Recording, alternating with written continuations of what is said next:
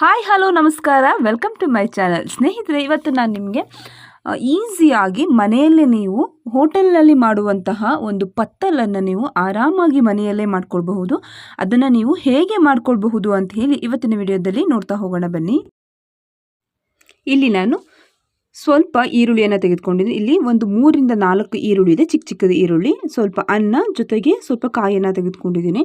ಇಲ್ಲಿ ಒಂದೊಂದೇನ ನಾನು ಮಿಕ್ಸಿಯನ್ನು ಮಾಡಿಕೊಂಡು ಸಪ್ರೇಟಾಗಿ ಎತ್ತಿಟ್ಕೊಂಡ್ಬಿಡೋಣ.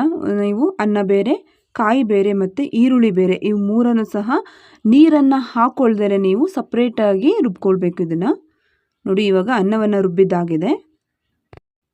ಗೈಸ್, ನೀವೇನು ನನ್ನ ಚಾನಲನ್ನು ಸಬ್ಸ್ಕ್ರೈಬ್ ಮಾಡ್ಕೊಂಡಿಲ್ಲ ಅಂತ ಹೇಳಿದರೆ ದಯಮಾಡಿ ಚಾನಲನ್ನು ಸಬ್ಸ್ಕ್ರೈಬ್ ಮಾಡ್ಕೊಳ್ಳಿ. ಹಾಗೆ ಪಕ್ಕದಲ್ಲಿರುವಂತಹ ಬೆಲ್ ಐಕಾನನ್ನು ಕ್ಲಿಕ್ ಮಾಡಿ ಆಲ್ ಅಂತ ಹೇಳಿ ಒಂದು ಆಪ್ಷನ್ ಇರುತ್ತೆ, ಅದನ್ನು ನೀವು ಸೆಲೆಕ್ಟ್ ಮಾಡ್ಕೊಳ್ಳಿ.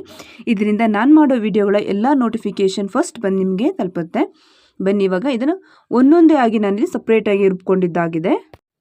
ಇಲ್ಲಿ ನಾನು ಇನ್ಸ್ಟೆಂಟಾಗಿ ನಾವು ಈಸಿಯಾಗಿ ಮನೆಯಲ್ಲಿ ಮಾಡ್ಕೊಳ್ಬೇಕು, ಅಥವಾ ಎಮರ್ಜೆನ್ಸಿ ಏನಾದರೂ ಇತ್ತು ಮನೆಯಲ್ಲಿ, ಸಡನ್ ಏನಾದರೂ ಗೆಸ್ಟ್ ಬಂದರು ಅಥವಾ ನಮಗೆ ಏನಾದರೂ ಬೇಕು ಅಂತ ಅನಿಸಿದರೆ, ನೀವು ಇದೊಂದು ಪ್ರೋಸೆಸ್ಸಲ್ಲಿ ಮಾಡೋಕ್ಕೆ ಕಷ್ಟ ಆಗುತ್ತೆ ಅನ್ನೋರಿದ್ದರೆ, ಸೊ ನೋಡಿ, ಇನ್ಸ್ಟೆಂಟಾಗಿ ನಿಮಗೆ ಪತ್ತಲ್ ಪೌಡರ್ ಸಿಗುತ್ತೆ. ಸೊ ಈ ಒಂದು ಪತ್ತಲ್ ಪೌಡರನ್ನು ಬಳಸಿ ನಾನು ಇವತ್ತು ಪತ್ತಲನ್ನು ಮಾಡ್ತಾಯಿದ್ದೀನಿ. ಸೊ ನಿಮಗೆ ಎಲ್ಲ ರೀತಿ ಇನ್ಸ್ಟ್ರಕ್ಷನ್ಸ್ ಎಲ್ಲ ಅಲ್ಲೇ ಇರುತ್ತೆ. ಈ ಒಂದು ಪೌಡರಲ್ಲಿ ಒಂದು ಸೋಂಪು ಕಾಳು ಬರುತ್ತೆ ನೋಡಿ, ಆ ಸೋಂಪು ಕಾಳು, ಈರುಳ್ಳಿ ಮತ್ತು ಬೇಕಾಗಿರುವಂತಹ ಮಸಾಲೆಗಳೆಲ್ಲ ಅದರೊಳಗೇನೆ ಹಾಕಿ ಸ್ವಲ್ಪ ಲೈಟಾಗಿ ತರ್ತರಿಯಾಗೋ ರೀತಿಯಲ್ಲಿ ಆಲ್ರೆಡಿ ಪೌಡರ್ ಆಗಿರುತ್ತೆ ಇಲ್ಲಿ. ಸೊ ನಾನು ಎಕ್ಸ್ಟ್ರಾ ಒಂದು ಟೇಸ್ಟ್ ಸಿಗಲಿ ಅಂತ ನಾನು ಇಷ್ಟು ಏನು ಕಾಯಿ, ಅನ್ನ ಮತ್ತು ಈರುಳ್ಳಿಯನ್ನು ರುಬ್ಕೊಂಡಿದ್ದೀನಿ. ಸೊ ಇದರಲ್ಲಿ ನೀವು ಏನೂ ಹಾಕೋದು ಬೇಡ. ಇನ್ ಕೇಸ್ ನೀವು ಬೇಡ ಅಂತ ಹೇಳಿದರೆ ಸ್ಕಿಪ್ ಮಾಡ್ಕೊಳ್ಬಹುದು. ಎಲ್ಲ ಒಂದು ಇದು ಏನು ಪದಾರ್ಥಗಳು ನಾವು ಹಾಕ್ತೀವಲ್ವ ಎಲ್ಲವೂ ಇದರಲ್ಲೇ ಇರುತ್ತೆ. ಜಸ್ಟ್ ಕಲಸಿ ಎಣ್ಣೆಗೆ ಬಿಡೋದಷ್ಟೇ ಆಗಿರುತ್ತೆ. ಸೊ ನಾನು ಹಿಂಗೆ ಎಕ್ಸ್ಟ್ರಾ ಟೇಸ್ಟ್ ಬೇಕು ಅಂತ ಹೇಳಿ ನಾನು ಅದನ್ನು ಆ ಒಂದು 3 ಪದಾರ್ಥಗಳನ್ನು ಎಕ್ಸ್ಟ್ರಾ ಹಾಕಿದ್ದೀನಿ ಅಷ್ಟೇ. ಇದು ಇನ್ಸ್ಟೆಂಟಾಗಿ ಈಸಿಯಾಗಿ ನೀವು ಮನೆಯಲ್ಲಿ ಮಾಡ್ಕೊಳ್ಳೋಕ್ಕೋಸ್ಕರ ಇದು ಮಾರ್ಕೆಟಲ್ಲಿ ಸಿಗ್ತಾ ಇದೆ. ಸೊ ಇದನ್ನು ನಾನು ಇವಾಗ ಇದರೊಳಗೆ ಹಾಕ್ಕೊಂಡು ಚೆನ್ನಾಗಿ ಮಿಕ್ಸ್ ಮಾಡ್ಕೊಂಡು ಕಲಿಸ್ಕೊಳ್ತಾ ಇದ್ದೀನಿ. ನೋಡಿ, ಎಲ್ಲ ಪೌಡರನ್ನು ನಾನು ಇದರೊಳಗೆ ಸೇರಿಸ್ಕೊಳ್ತಾ ಇದ್ದೀನಿ. ನೆಕ್ಸ್ಟ್ ಇದನ್ನು ನಾನು ಹೇಳಿದೆ ಅಲ್ವಾ, ಈರುಳ್ಳಿ, ಸೋಂಪು ಕಾಳು, ಏನೇನು ಅದಕ್ಕೆ ಬೇಕಿರುವಂತಹ ಮಸಾಲೆಗಳೆಲ್ಲ ಇರುತ್ತೆ ಅಂತೇಳಿ ನೋಡಿ, ಸಪ್ರೇಟ್ ಆಗಿದೆ. ಅದ್ರ ಜೊತೆಗೆ ಸ್ವಲ್ಪ ರುಚಿಗೆ ತಕ್ಕಷ್ಟು ಉಪ್ಪನ್ನು ಹಾಕಿ ಚೆನ್ನಾಗಿ ಮಿಕ್ಸ್ ಮಾಡ್ಕೊಳ್ತಾ ಇದ್ದೀನಿ. ನಾನು ಅನ್ನ, ಕಾಯಿ ಮತ್ತು ಈರುಳ್ಳಿ ಹಾಕಿರೋದ್ರಿಂದ ನೀರಿನ ಪ್ರಮಾಣ ನನಗೆ ಸ್ವಲ್ಪನೇ ಬೇಕಾಗುತ್ತೆ. ಹಾಗಾಗಿ ಚೆನ್ನಾಗಿ ಎಲ್ಲವನ್ನು ಮಿಕ್ಸ್ ಮಾಡಿಕೊಂಡು ಲೈಟಾಗಿ ಸ್ವಲ್ಪ ಸ್ವಲ್ಪನೇ ನೋಡಿಕೊಂಡು ನೀರನ್ನು ಸೇರಿಸ್ಕೊಳ್ತಾ ಹೋಗಿ. ಇದು ತುಂಬ ಗಟ್ಟಿನೂ ಇರಬಾರ್ದು, ಹಾಗಂತ ಹೇಳಿ ತುಂಬ ತೆಳುವಾಗೂ ಇರಬಾರ್ದು. ನೀವು ಈರುಳ್ಳಿಯನ್ನು ರುಬ್ಬಿ ಹಾಕಿರೋದ್ರಿಂದ ನೀರು ಬಿಡುವ ಚಾನ್ಸಸ್ ಇರುತ್ತೆ. ಹಾಗಾಗಿ ಸ್ವಲ್ಪ ಸ್ವಲ್ಪ ನೀರನ್ನು ಸೇರಿಸ್ಕೊಳ್ತಾ ಹೋಗಿ ಒಂದು ಚಪಾತಿ ಹಿಟ್ಟಿನ ಹದಕ್ಕೆ ನೀವು ಇದನ್ನು ಕಲಿಸ್ಕೊಂಡ್ರೆ ಸಾಕು. ನೀಟಾಗಿ ಸ್ವಲ್ಪ ಸ್ವಲ್ಪನೇ ನೀರನ್ನು ಸೇರಿಸ್ಕೊಳ್ತಾ ಇದನ್ನು ಮಿಕ್ಸ್ ಮಾಡ್ಕೊಳ್ತಾ ಹೋಗಿ ಚೆನ್ನಾಗಿ ಇದನ್ನು ಒಂದು ಉಂಡೆ ರೀತಿಯಾಗಿ ಮಾಡ್ಕೊಳ್ಳಿ. ನೋಡಿ, ಇವಾಗ ಇದು ರೆಡಿ ಆಗ್ತಾ ಇದೆ.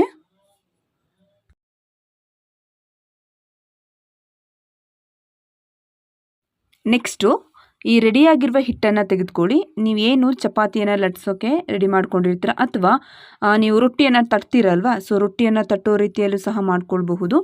ನೋಡಿ, ನಾನು ಕೈಗೆ ನೀರನ್ನು ಹಾಕ್ಕೊಂಡು ನಾನು ರೊಟ್ಟಿನ ಹೇಗೆ ತಟ್ತೀನಿ ಅದೇ ರೀತಿ ಮಾಡ್ಕೊಳ್ತಾ ಇರೋದು. ತುಂಬ ತೆಳುವಾಗಿ ನೀವು ಇದನ್ನು ತಟ್ಟೋದು ಬೇಡ, ಯಾಕೆಂತೇಳಿ ತುಂಬ ತೆಳುವಾಗಿ ನೀವು ಇದನ್ನು ಮಾಡ್ಕೊಂಡ್ರಿ ಅಂತ ಹೇಳಿದರೆ ಇದು ಉಬ್ಬಿ ಬರಲ್ಲ. ಹಾಗಾಗಿ ಉಂಡೆಯನ್ನು ನೋಡಿ ತಗೊಂಡು ಸ್ವಲ್ಪ ದಪ್ಪವಾಗಿ ನೀವು ಈ ರೀತಿ ತಟ್ತಾ ಹೋಗಬೇಕು. ನೋಡಿ, ನಾನು ತೋರಿಸ್ಕೊಡ್ತಾ ಇದ್ದೀನಿ ನೋಡಿ.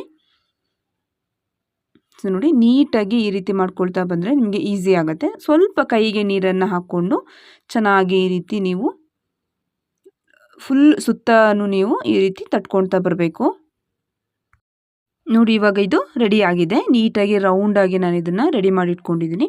ಸೊ ಇವಾಗ ಒಲೆ ಮೇಲೆ ಬಾಣಲಿಯನ್ನು ಇಟ್ಟು ಎಣ್ಣೆಯನ್ನು ಕಾಯಕ್ಕೆ ಇಟ್ಬಿಡೋಣ. ಸೊ ನೋಡಿ, ಇವಾಗ ಎಣ್ಣೆ ಕೂಡ ಕಾದಿದೆ. ಸೊ ಎಣ್ಣೆ ಕಾದಿದೆಯಾ ಅಂತ ನೋಡೋಕ್ಕೋಸ್ಕರ ಒಂದು ಸ್ವಲ್ಪ ಲೈಟಾಗಿ ಅದರೊಳಗಡೆ ಹಾಕಿ ತೆಗಿತಾ ಇದ್ದೀನಿ. ಸೊ ಇವಾಗ ಎಣ್ಣೆ ಚೆನ್ನಾಗಿ ಕಾದಿದೆ. ಇವಾಗ ನಾವು ಏನು ಮಾಡಿಟ್ಕೊಂಡಿರ್ತೀವಲ್ವ, ಈ ಒಂದು ಪತ್ತಲನ್ನು ನಾವು ಒಂದೊಂದೇ ಎಣ್ಣೆಯೊಳಗೆ ಹಾಕ್ತಾ ಹೋಗೋಣ. ಇವಾಗ ಎಣ್ಣೆ ಕಾದಿದೆ. ಸೊ ನೆಕ್ಸ್ಟ್ ನಾನು ಏನು ತಟ್ಟಿಟ್ಕೊಂಡಿದ್ದೆ ನೋಡಿ, ಅದನ್ನು ನೀನು ಉಲ್ಟಾ ಮಾಡಿ ನಾನು ಎಣ್ಣೆಗೆ ಹಾಕ್ಕೊಳ್ತಾ ಇದ್ದೀನಿ. ನಿಮಗೆ ಕಾಣಿಸ್ತಾ ಇರ್ಬೋದು, ನಾನು ಏನು ತಟ್ಟಿ ಮೇಲ್ಭಾಗ ಇತ್ತು ಎಣ್ಣೆಗೆ ಹಾಕ್ಕೊಳ್ಳುವಾಗ ಅದನ್ನು ನಾವು ಕೆಳಗೆ ಸೇರಿಸ್ಕೊಳ್ಬೇಕು.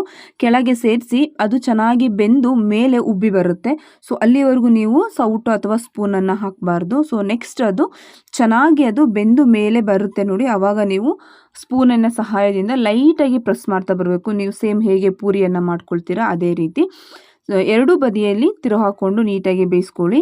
ಸ್ವಲ್ಪ ಗೋಲ್ಡನ್ ಬ್ರೌನ್ ಆಗುವವರೆಗೂ ಇದನ್ನು ಬೇಯಿಸ್ಕೊಳ್ಬೇಕು. ನೋಡಿ ಚೆನ್ನಾಗಿದು ಬೆಂದಿದೆ, ಜೊತೆಗೆ ಉಬ್ಬಿ ಕೂಡ ಬಂದಿದೆ.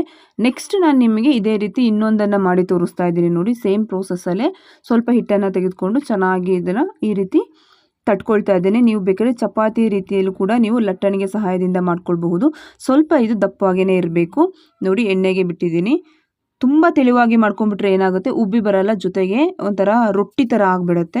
ಸೊ ಹಾಗಾಗಿ ನೀವು ಸ್ವಲ್ಪ ದಪ್ಪವಾಗೆ ಮಾಡ್ಕೊಳ್ಳಿ. ನೋಡಿ ಎಣ್ಣೆಗೆ ಹಾಕಿ ಅದೇ ಮೇಲೆ ಉಬ್ಬಿ ಬರುತ್ತೆ. ಸೊ ಅಲ್ಲಿವರೆಗೂ ನೀವು ಸ್ಪೂನನ್ನು ಹಾಕಬೇಡಿ. ನೋಡಿ ಎಷ್ಟು ಚೆನ್ನಾಗಿ ನಿಮಗೆ ಕಾಣಿಸ್ತಾ ಇದೆ. ನೋಡಿ ಇಲ್ಲಿ ಎಷ್ಟು ಚೆನ್ನಾಗಿ ಉಬ್ಬಿ ಬಂದಿದೆ ಅಂತೇಳಿ. ಎರಡೂ ಕಡೆಯೂ ನೀವು ತಿರು ಹಾಕ್ಕೊಂಡು ಗೋಲ್ಡನ್ ಬ್ರೌನ್ ಆಗೋವರೆಗೂ ನೀಟಾಗಿ ಬೇಯಿಸ್ಕೊಳ್ಬೇಕು. ನೋಡಿ ಇದು ಕೂಡ ರೆಡಿಯಾಗಿದೆ. ಸೊ ನಾನು ಎಲ್ಲವನ್ನು ಸಹ ಇದೇ ರೀತಿಯಲ್ಲಿ ನಾನು ಮಾಡಿಟ್ಕೊಂಡಿದ್ದೀನಿ. ನೋಡಿ ನಿಮಗೆ ಕಾಣಿಸ್ತಾ ಇದೆ ನೋಡಿ ಎಷ್ಟು ಚೆನ್ನಾಗಿ ಬೆಂದಿದೆ ಅಂತ ಹೇಳಿ. ನೋಡಿ ಪತ್ತಲ್ ಕೂಡ ಚೆನ್ನಾಗಿ ಬೆಂದು ರೆಡಿಯಾಗಿದೆ. ಸ್ನೇಹಿತರೆ ನೋಡಿದ್ರಲ್ವ ಎಷ್ಟು ಈಸಿಯಾಗಿ ಇನ್ಸ್ಟೆಂಟಾಗಿ ಸಿಗುವಂತಹ ಪೌಡರನ್ನು ನಾವು ಮನೆಯಲ್ಲೇ ನಾವು ಹೇಗೆ ಯಾವ ರೀತಿಯಾಗಿ ಮಾಡಿಕೊಂಡ್ರೆ ಎಷ್ಟು ನೀಟಾಗಿ ಈ ರೀತಿಯಾಗಿ ಉಬ್ಬಿ ಬರುತ್ತೆ ಅಂತ ಹೇಳಿ ಗೊತ್ತಾಯ್ತಲ್ವ ಸ್ನೇಹಿತರೆ. ಇದನ್ನು ನೀವು ಮೀನು ಸಾಂಬಾರು, ಚಿಕನ್ ಸಾಂಬಾರು ಅಥವಾ ವೆಜ್ ಅವ್ರು ಏನಾದರೂ ಆಗಿದ್ದರೆ ಕಡಲೆಕಾಳು ಗ್ರೇವಿಗೆ ನೀವು ಇದನ್ನ ಮಾಡಿಕೊಂಡ್ರೆ ಟೇಸ್ಟ್ ತುಂಬಾ ಚೆನ್ನಾಗಿರುತ್ತೆ. ಎಲ್ಲ ಪೂರಿಗಳು ಅಥವಾ ನೀವೇನು ಮಾಡ್ಕೊಂಡಿದ್ರ ಪತ್ತಲ್ ನೀಟಾಗಿ ಪೂರಿಯ ರೀತಿಯಲ್ಲಿ ಉಬ್ಬಿ ಬರುತ್ತೆ. ಸೊ ನಿಮಗೆ ಏನಾದರೂ ನಾನು ಅನ್ನ, ಕಾಯಿ, ಈರುಳ್ಳಿ ಹಾಕ್ಕೊಂಡೆ ಅಲ್ವಾ, ಬೇಡ ಅಂತ ಹೇಳಿದರೆ ಸ್ಕಿಪ್ ಮಾಡಿಕೊಂಡು ಇರುವಂತಹ ಇಂಗ್ರೀಡಿಯೆಂಟ್ಸಲ್ಲೇ ನೀವು ಮಾಡಿಕೊಂಡ್ರೆ ಈ ರೀತಿಯಾಗಿ ಈಸಿಯಾಗಿ ಚೆನ್ನಾಗಿ ಬರುತ್ತೆ. ನೀವು ಕೂಡ ಮನೆಯಲ್ಲಿ ಇದನ್ನು ಟ್ರೈ ಮಾಡಿ.